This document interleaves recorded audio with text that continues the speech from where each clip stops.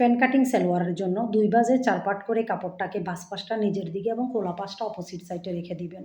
এরপর লম্বা নিয়ে নিবেন, লম্বার মাপ থেকে ৪ ইঞ্চি বেশি এবং বাস পাশে উপর থেকে নিচে হিপের মাপে ৪ ভাগের ১ ভাগ ২ ইঞ্চি বেশি নিবেন এবং খোলা সাইডে উপর থেকে নিচে হাই নিয়ে নিবেন মোট লম্বার ৩ ভাগের ১ ভাগ ৩ ইঞ্চি বেশি এবং ২.৫ ইঞ্চি ভিতরে চওড়ার দিকে আপনি শেপ করে দিবেন সুন্দর করে।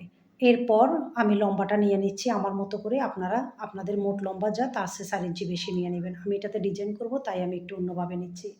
এখানে নিচে যে মোহরি প্লেটটা আছে, মোহরি প্লেটের মাঝখানে একটা পয়েন্ট করে নেবেন। পয়েন্ট করে তারপর আপনার মোহরি কত ফ্রন্টের, সাপোজ যদি ১২ হয়, ১২ 4 ভাগের ১ ভাগ হলো ৩, তাহলে পয়েন্টের এই পাশে নিবেন ৪ ইঞ্চি, এই পাশে নিবেন ৪ ইঞ্চি।